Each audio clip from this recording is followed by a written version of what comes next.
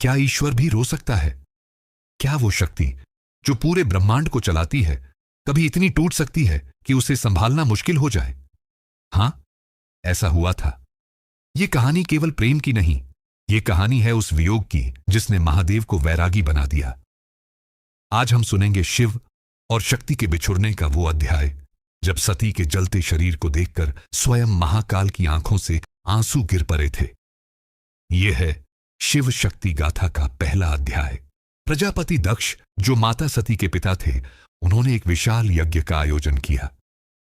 तीनों लोकों के सभी देवी देवताओं को निमंत्रण भेजा गया। स्वर्ग से विमानों की कतारें कणखल की ओर जा रही थीं, लेकिन दक्ष ने जानबूझकर अपनी पुत्री सती और जमाई शिव को निमंत्रण नहीं दिया। दक्ष को शिव का वेश पसंद नहीं था। उन्हें लगता था कि श्मशान में रहने वाला, भस्म लगाने वाला अघोरी उनकी राजकुमारी बेटी के योग्य नहीं है। यह यज्ञ नहीं, शिव के अपमान का षड्यंत्र था। माता सती ने जब आकाश में विमान देखे तो उनका मन मायके जाने के लिए व्याकुल हो उठा। उन्होंने महादेव से कहा कि पिता के घर जाने के लिए निमंत्रण की क्या आवश्यकता, लेकिन त्रिकालदर्शी शिव जानते थे कि वहां क्या होने वाला है। शिव ने समझाया, हे देवी, जहां सम्मान न हो वहां जाना अनुचित है। बिना बुलाए जाने से केवल अपमान मिलता है, चाहे वो पिता का घर ही क्यों ना हो। लेकिन नियति को कुछ और ही मंजूर था। सती नहीं मानी और हट करके चली गईं। जब सती यज्ञ मंडप में पहुंची तो किसी ने उनका स्वागत नहीं किया, केवल उनकी माता ने उन्हें गले लगाया। दक्ष ने अपनी ही पुत्री को देखकर मुंह फेर लिया और भरी सभा में महादेव का अपमान करना शुरू कर दिया। दक्ष ने शिव को अमंगली, कपाली और मर्यादाहीन कहा। सती एक पतिव्रता नारी थीं। वो अपने आराध्य और पति के लिए ऐसे कटु शब्द सहन नहीं कर सकीं। उन्हें अपनी भूल का एहसास हुआ कि उन्होंने शिव की बात न मानकर बहुत बड़ी गलती की है। सती ने क्रोधित होकर कहा, जिस शरीर का संबंध दक्ष जैसे अहंकारी पिता से हो, मैं उस शरीर को अभी त्यागती हूं। देवताओं के रोकने के बावजूद माता सती ने अपनी योग अग्नि प्रकट की। देखते ही देखते यज्ञ मंडप में हाहाकार मच गया। माता सती का शरीर अग्नि की लपटों में घिर गया और उन्होंने अपने प्राण त्याग दिए। यह केवल सती का अंत नहीं था, यह दक्ष के विनाश का आरंभ था। प्रेम की देवी ने स्वाभिमान के लिए अपने शरीर की आहुति दे दी थी। कैलाश पर बैठे महादेव को जब सती के त्याग का पता चला तो उनका क्रोध प्रलय बन गया। उन्होंने अपनी जटा तोड़कर जमीन पर पटकी और उससे महाभयानक वीरभद्र प्रकट हुए। शिव की आज्ञा पाकर वीरभद्र ने दक्ष के यज्ञ को तहस नहस कर दिया। देवताओं को भागना पड़ा। वीरभद्र ने अहंकारी दक्ष का सिर काट दिया। वो यज्ञ भूमि जो मंत्रों से गूंज रही थी, अब वहां केवल चीख पुकार थी। शिव का अपमान करने वाले को उसके कर्मों का दंड मिल चुका था। युद्ध शांत होने के बाद महादेव वहां पहुंचे। सती के जले हुए शरीर को देखकर वो शिव, जो कभी विचलित नहीं होते, टूट गए। उन्होंने सती को अपनी बाहों में उठा लिया। उनकी आंखों से आंसुओं की धारा बह निकली। कहते हैं, उन्हीं आंसुओं से रुद्राक्ष के वृक्ष बने। शिव सती के पार्थिव शरीर को लेकर पागलों की तरह तीनों लोकों में भटकने लगे। न उन्हें सुध थी, न भूख, न प्यास। ये प्रेम का वो रूप था जिसे देखकर पूरा ब्रह्मांड कांप उठा था। शिव के इस मोह को तोड़ना आवश्यक था, वरना सृष्टि का संतुलन बिगड़ जाता। तब भगवान विष्णु ने अपने सुदर्शन चक्र से सती के शरीर के टुकड़े करना शुरू किया। जहां जहां माता के अंग और आभूषण गिरे, वहां वहां शक्तिपीठ बन गए। 51 शक्तिपीठों के रूप में आज भी सती पृथ्वी पर विराजमान है। जब अंतिम टुकड़ा भी गिर गया, तब जाकर शिव की गोद खाली हुई, लेकिन उनका हृदय अभी भी भारी था। सती के जाने के बाद महादेव ने संसार से मुख मोड़ लिया। वे हिमालय की सबसे ऊंची चोटी पर जाकर गहरी समाधि में लीन हो गए। उन्होंने अपनी आंखें बंद कर लीं और सदियों के लिए मौन हो गए। न अब वहां प्रेम था, न क्रोध, केवल गहरा वैराग्य था। सृष्टि बिना शक्ति के अधूरी हो गई। देवता चिंतित थे, क्योंकि शिव के बिना कल्याण कौन करेगा। सबको प्रतीक्षा थी उस दिन की जब शक्ति दोबारा जन्म लेंगी और महादेव की आंखें खुलेंगी। शिव केवल एक देवता नहीं, वो प्रकृति के आधार हैं। जब आधार ही शांत हो गया तो प्रकृति भी उदास हो गई। सती के जाने के बाद जैसे वसंत ऋतु ने आना छोड़ दिया, फूल खिलना भूल गए और नदियां सूखने लगीं। जो हवाएं कभी शीतलता देती थीं, अब वो गर्म हो गई थीं। पशु पक्षी भी शांत थे। ऐसा लगता था जैसे पूरी धरती महादेव के दुख में शामिल होकर मौन हो गई है। बिना शक्ति के शिव शव समान थे और बिना शिव के यह संसार निर्जीव हो रहा था। जब प्रकाश बुझ जाता है तो अंधेरा अपने आप बढ़ने लगता है। शिव के समाधि में जाते ही असुरों का साहस भर गया।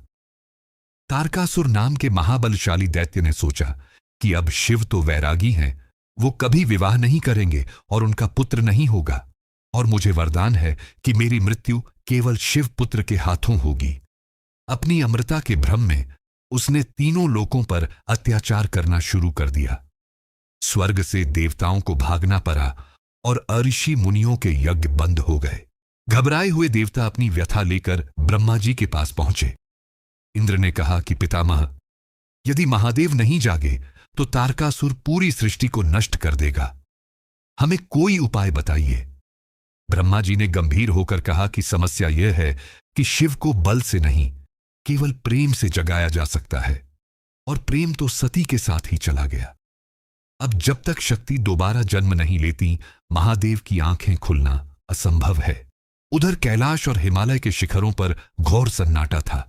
महादेव अपनी समाधि में ऐसे स्थिर हो गए थे जैसे वो कोई पत्थर की मूर्ति हों। उन पर बर्फ की परतें जम गई थीं। चींटियों ने बांबी बना ली थी, लेकिन महाकाल का ध्यान नहीं टूटा। वो अपने भीतर के शून्य में खोए हुए थे। वहां न दिन था न रात, केवल एक अनंत अंधकार था। संसार की पुकार उन तक पहुंच ही नहीं रही थी, क्योंकि उन्होंने संसार से अपना संपर्क तोड़ लिया था। अंततः सभी देवता भगवान विष्णु की शरण में गए। श्री हरि मुस्कुराए, क्योंकि वे जानते थे कि यह विधि का विधान है। उन्होंने कहा कि निराश मत हो, वियोग का यह समय अब समाप्त होने वाला है। सती ने जाते समय संकल्प लिया था कि वे अगले जन्म में पुनः शिव को प्राप्त करेंगी। शक्ति ने अपना शरीर त्यागा है, आत्मा नहीं। वे बहुत जल्द पर्वतराज हिमालय के घर पुत्री बनकर आने वाली हैं। पर्वतराज हिमालय और उनकी पत्नी मैना बहुत धर्मपरायण थे। उनकी कोई पुत्री नहीं थी। वे वर्षों से आदिशक्ति की आराधना कर रहे थे। मैना दिन रात माता जगदंबा की मूर्ति के सामने बैठी रहती थीं। उनकी आंखों में केवल एक ही कामना थी कि जगत जननी उनकी गोद में खेले। उनकी भक्ति इतनी सच्ची थी कि उसने ब्रह्मांड की सबसे बड़ी शक्ति को भी पृथ्वी पर आने के लिए विवश कर दिया। रानी मैना की तपस्या सफल हुई। एक दिन पूजा करते समय एक दिव्य वाणी गूंजी, हे मैना, मैं तुम्हारी भक्ति से प्रसन्न हूं। मैं स्वयं तुम्हारे घर पुत्री के रूप में जन्म लूंगी, लेकिन याद रखना, मेरा जन्म एक विशेष उद्देश्य के लिए हो रहा है। मैं शिव की हूं और शिव के लिए ही आ रही हूं। मैना की आंखों से खुशी के आंसू बह निकले। उन्हें विश्वास नहीं हो रहा था कि तीनों लोकों की माता अब उनकी बेटी बनेंगी। समय बीतता गया। देवताओं की व्याकुलता बढ़ती जा रही थी और उधर हिमालय के घर खुशियों की तैयारी चल रही थी। हर कोई उस पल का इंतजार कर रहा था जब वो किलकारी गूंजेगी। हवाओं का रुख बदलने लगा। जो नदियां सूख गई थीं, उनमें अचानक जल आने लगा। सूखे पैरों पर नई कोंपलें फूटने लगीं। प्रकृति को आभास हो गया था कि उसकी स्वामिनी वापस आ रही हैं। सैकड़ों वर्षों बाद पहली बार महादेव के शरीर में एक हल्का सा कंपन हुआ। समाधि में लीन शिव को अपने हृदय में एक जानी पहचानी ऊर्जा महसूस हुई। यह वही ऊर्जा थी जो उनसे बिछुड़ गई थी। हालांकि उनकी आंखें नहीं खुलीं, लेकिन उनकी चेतना जागृत होने लगी थी। यह इस बात का संकेत था कि शक्ति पृथ्वी के वातावरण में प्रवेश कर चुकी है। प्रेम की डोर कितनी भी दूर हो, वो खींच ही आती है। वह पावन रात्रि आ ही गई। मध्य रात्रि के समय हिमालय के महल के ऊपर एक अद्भुत तेज उतरा। सभी दिशाएं प्रकाश से भर गईं। गंधर्वों ने मंगल गीत गाने शुरू कर दिए और अप्सराएं आकाश में नृत्य करने लगीं। बिना सूर्य के ही चारों ओर उजाला हो गया। यह कोई साधारण जन्म नहीं था। यह उस शक्ति का अवतरण था जो सृष्टि का पालन करती है। मैना की गोद में एक कन्या ने आंखें खोलीं। उसका रूप इतना सुंदर था कि साक्षात कामदेव भी लज्जित हो जाए। उसका रंग खिले हुए कमल जैसा और आंखें मृग जैसी थीं। उसे देखते ही हिमालय का कठोर हृदय भी मोम की तरह पिघल गया। ऋषियों ने भविष्यवाणी की कि यह कन्या पर्वतराज की पुत्री है, इसलिए इसका नाम पार्वती होगा। यही वो नाम है जो आगे चलकर शिव के वाम अंग में स्थान पाएगा। तो इस तरह शक्ति ने दूसरा जन्म ले लिया। एक तरफ नन्ही पार्वती हिमालय की गोद में खेल रही थी और दूसरी तरफ महादेव अभी भी अपनी गुफा में आंखें मूंदे बैठे थे।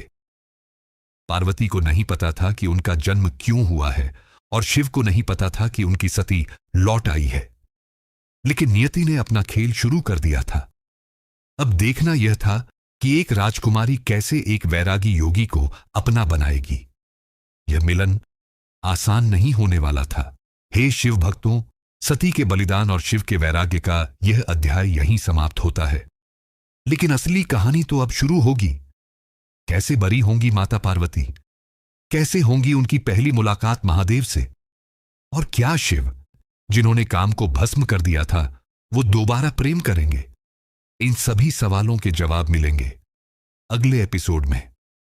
देखना न भूलें एपिसोड 2, शक्ति का पुनर्जन्म। अगर आज की कहानी ने आपके दिल को छू लिया है तो कमेंट में जय मां पार्वती लिखकर उनका स्वागत करें।